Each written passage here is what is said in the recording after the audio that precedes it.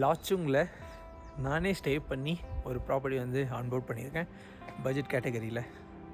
So டீட்டெயிலாக ரூம்ஸை பற்றி பார்க்கலாம்.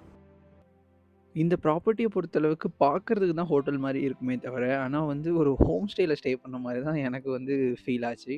ஒரு அழகான சின்ன ரெஸ்டாரண்ட் அண்ட் ரொம்ப அழகா பார்த்துக்கக்கூடிய ஃபேமிலி. ஸோ ஒரு ஃபேமிலியா தான் சேர்ந்து ரன் பண்றாங்க. நல்ல ஒரு டீசென்ட்டான பார்க்கிங் ஸ்பேஸும் இருந்தது. ஸோ இதுதான் வந்து ரூம். நாங்க ஸ்டே பண்ணியிருந்த room. And very neat and clean. Complaint பண்ணுறதுக்குன்னு எதுவும் கிடையாது. அதாவது குடுக்கக்கூடிய அமௌண்ட்டுக்கு ஒரு டீசென்ட்டான ஸ்டே லாச்சுங்ல அப்படின்னு சொல்லிட்டு நான் இந்த ப்ராப்பர்ட்டி சொல்லுவேன். நல்ல வியூ அண்ட் ஸ்னோ டைம்ல இது ஃபுல்லாவே உங்களுக்கு ஸ்னோவா இருக்கும். ஸோ இந்த மழை ஃபுல்லாவே.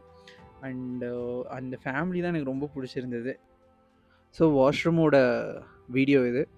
ஸோ பேசிக்கா உங்ககிட்ட 2டே ரூம் தான் பால்கனியோட இருக்கு. பால்கனி இல்லனாலும் உங்களுக்கு வெளிய இருந்து நல்ல வியூ இருக்கும். ஸோ இது வந்து பால்கனி இல்லாத ரூம்.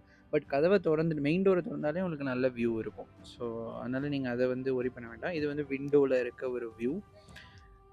அகைன் ஸ்னோ டைம்ல தான் பயங்கரமா இருக்கும். இந்த மலைகள் ஃபுல்லா ஸ்னோ வியூவா நீங்க பார்க்கறதுக்கான 100% சான்ஸ் இருக்கு. ஸோ நான் சொன்ன அந்த பால்கனி வியூ இதுதான்.